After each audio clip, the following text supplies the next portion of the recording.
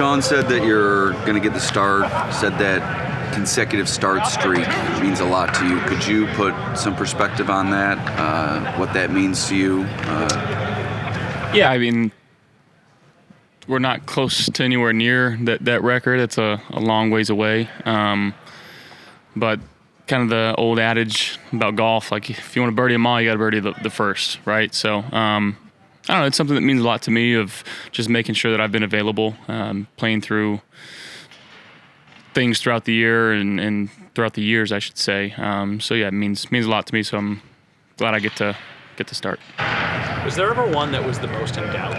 Games like injuries where you're like, oh, I don't know if I'm going to go. I was thinking about that the other day. Maybe a couple of years ago against Minnesota after the UCL. There's been a couple where, they haven't been fun throughout the week, but making sure I'm in the training room and getting all the treatment that I need. But, yeah. We've talked to you kind of throughout the year about limiting turnovers for this offense. Just now that you look back at the year as a whole, what do you think has most led to that? You guys have this really solid turnover margin. What's been the biggest key to it, maybe? Yeah, I mean, I think conceptually, just with Joe understanding what he's calling, why he's calling it, our receivers understanding the concepts of, where they're at in the progression. And our guys have been making some plays. And some years you get, a lot of tipped interceptions, and some years you get a lot of dropped ones. And, I've probably thrown a couple that have been dropped, and I understand that. And, again, just trying to make good decisions, but I think that starts with the concept that Joe's putting in and making sure that RC's going through everything and learning those the right way. And we got a good quarterback room, so got a lot of help in there. This week will be a chance for some guys who don't usually see playing time to get involved. What's that like, seeing all the work they put in behind the scenes, kind of be on a bigger stage for people? Yeah, it's a great opportunity for some guys. Obviously, the rules still kind of funky, where you can't sit everyone. Some people are going to have to play, and that's just the nature of the beast. And making sure that, again, we want to go out there, and our guys that are out there are going to play hard. And our mindset is to go 1-0, and whatever that takes for me throughout practice this week or on the sideline, I'm gonna do and try to root our teammates on and help us out. But yeah, when we're on the field, we're trying to win.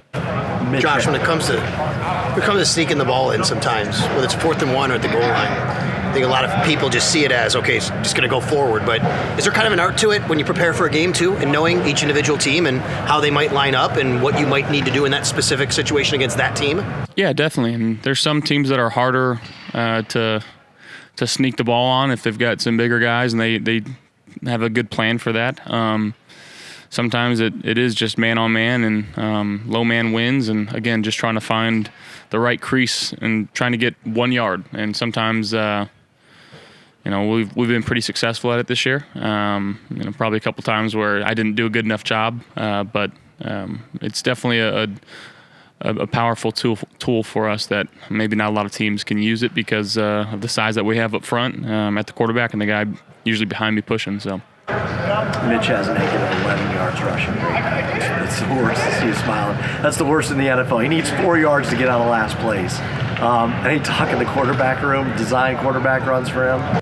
That I don't know, but I think that's typically a positive stat when you got those, because it's typically knees at the end of a game. But for his sake, I know he'll get a couple yards, so he'll be fine. How cool is it for you to be in this position and get a chance to kind of step back and see your peers kind of go out and get a chance to perform? I mean, I think of the Tyrell Shavers play and the celebration on the sideline. You get to see even more of things like that this weekend. Yeah.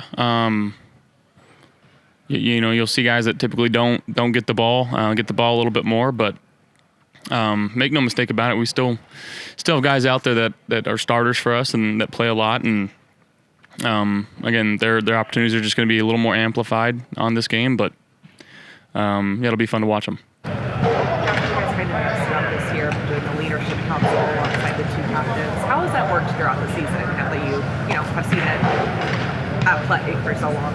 Yeah, it's been great, just making sure that everybody's on the same page and within certain position groups, you have different guys that when they speak, it means a little bit more, and we feel like we've got the right group in there, and I'm sure we could have added a few more, but we're rocking with who we have in there, and things have been great. The communication has been on point, and those meetings that we've been having have been very meaningful.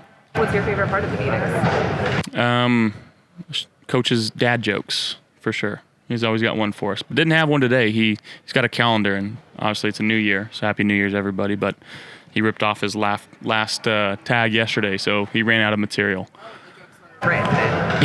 Yeah. Not from the heart, but they land kind of the same.